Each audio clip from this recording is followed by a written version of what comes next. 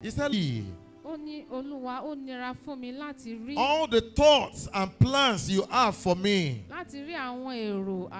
but I will put my trust in you, knowing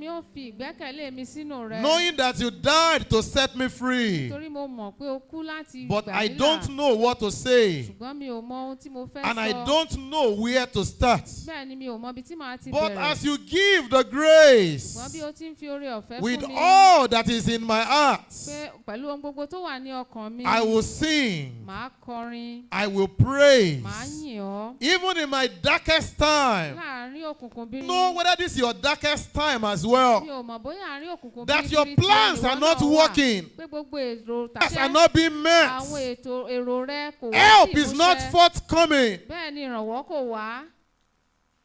and you are in sorrow and you are in pain. The writer of this song says, yet I will sing, I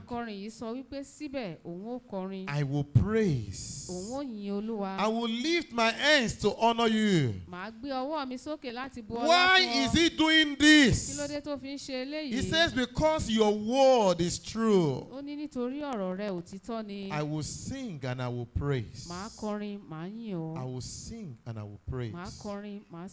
Even when, Lord, you seem to be far away, that is like 1,000,000 miles away from me. He says, even though I have lost my faith, but this is my confession right now. I will sing and I will praise. That was what Paul and Silas did. That though we are beaten,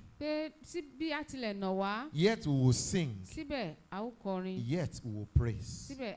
Beloved, when you are passing through tough times, what do you do? When you are passing through difficult times, how do you respond?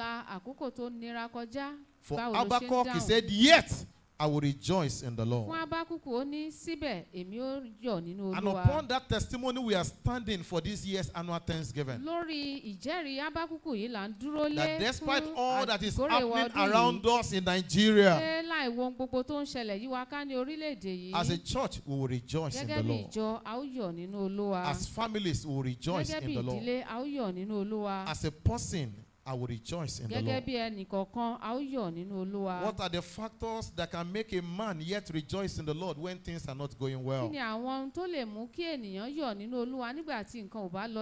first thing is, such a person will know the Lord. Anyone that will get to the point of saying, despite all that is happening that is not good, I will rejoice in the Lord, that person will know the Lord.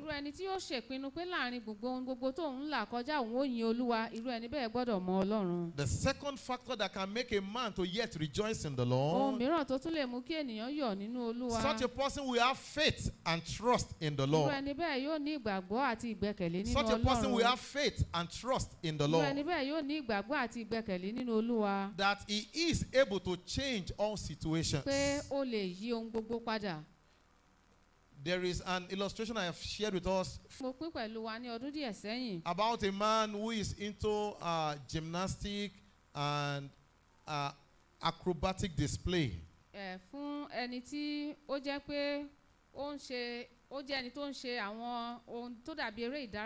For those who are very old, you will remember circus. Those who do circus.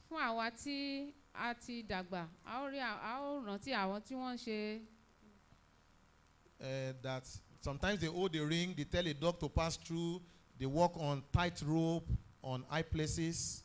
And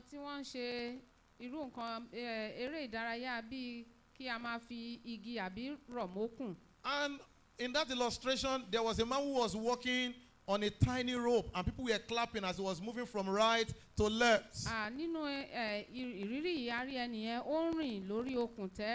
And they said, yes, we know he can do it. He's a professional. They acknowledge that they know he can do it. And thereafter, he took a chair with him, and with a chair, he was crossing from right to left. And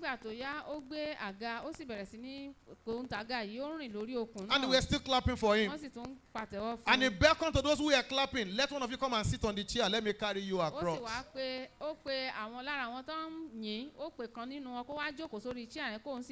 And nobody was willing for him to carry them on that rope. That is the level many of us still stand. You know the Lord, but your faith and trust in him is weak. But for Habakkuk, Paul, and Silas, they don't just know the Lord, they had faith and trust in him.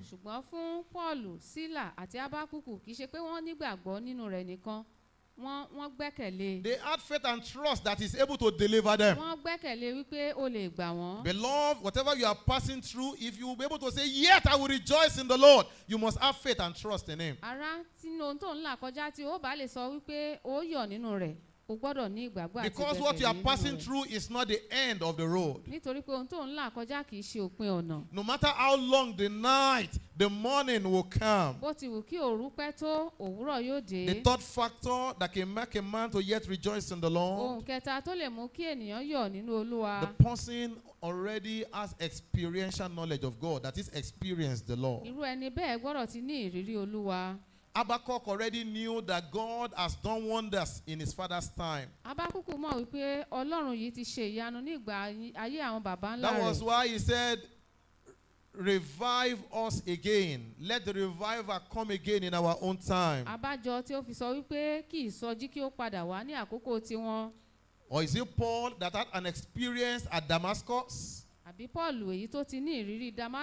Will now be the one that will be in prison and not be able to say, yet I will rejoice in the Lord. And the last factor that is important for you to yet rejoice in the Lord is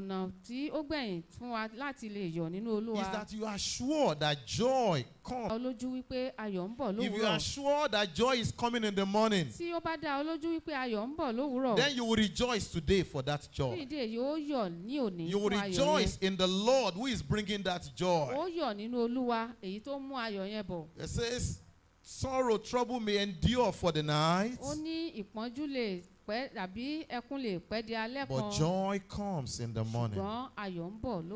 How is God expecting you to respond to him?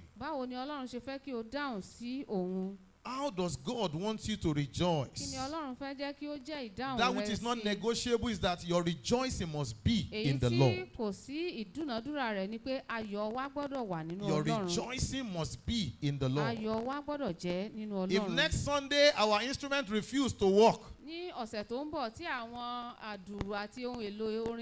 our rejoicing is not dependent on the instrument. It must come in the Lord. The second way God will want us to respond next week, and even today in Thanksgiving, is to sing songs of praise to him. Sing songs of praise to him for who he is. For who he is. Sing songs of praise because he's great and mighty. Because